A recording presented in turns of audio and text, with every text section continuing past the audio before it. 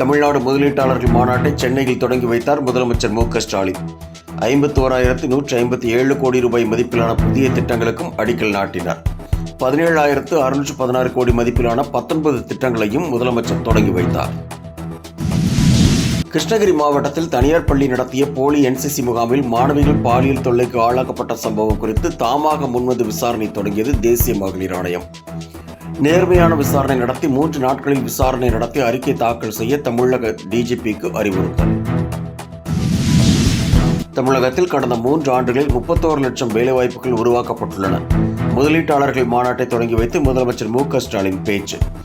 ஜனவரியில் நடத்தப்பட்ட உலக முதலீட்டாளர்கள் மாநாட்டில் 6.64 லட்சம் கோடி ரூபாய் முதலீடுகள் ஈர்க்கப்பட்டுள்ளதாகவும் தகவல். சென்னை 19 காவல் உதவி ஆணையர்கள் இடமாற்றம். செம்பியம் காவல் உதவி ஆணையர் பிரவீன்குமாரை சென்னை காவல்துறை பாதுகாப்பு பிரிவுக்கு மாற்றி டிஜிபி சங்கர் ஜிவால் உத்தரவு.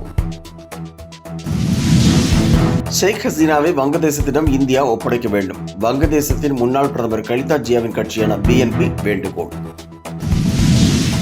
தங்கத்தின் விலை தொடர்ந்து அதிகரிப்பு. சென்னையில் ஆபரண தங்கம் சவரன் ஒன்றுக்கு 400 ரூபாய் உயர்ந்து 53,680 ரூபாய்க்கு விற்பனை.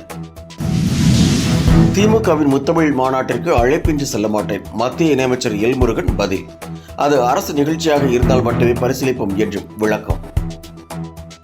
ஜம்மு காஷ்மீர் தேர்தலுக்கான பாஜக பொறுப்பாளராக மத்திய அமைச்சர் கிஷன் ரெட்டி நியமனம். பாஜக தேசிய தலைவர் JP நட்டா அறிவிப்பு. மை இந்தியா 24/7 முக்கிய செய்திகளை உடனுக்குடன் தெரிந்து கொள்ள உடனே சப்ஸ்கிரைப் பண்ணுங்க, பெல் பட்டனை பிரஸ் பண்ணுங்க. என்றும் உங்களுடன் மை இந்தியா.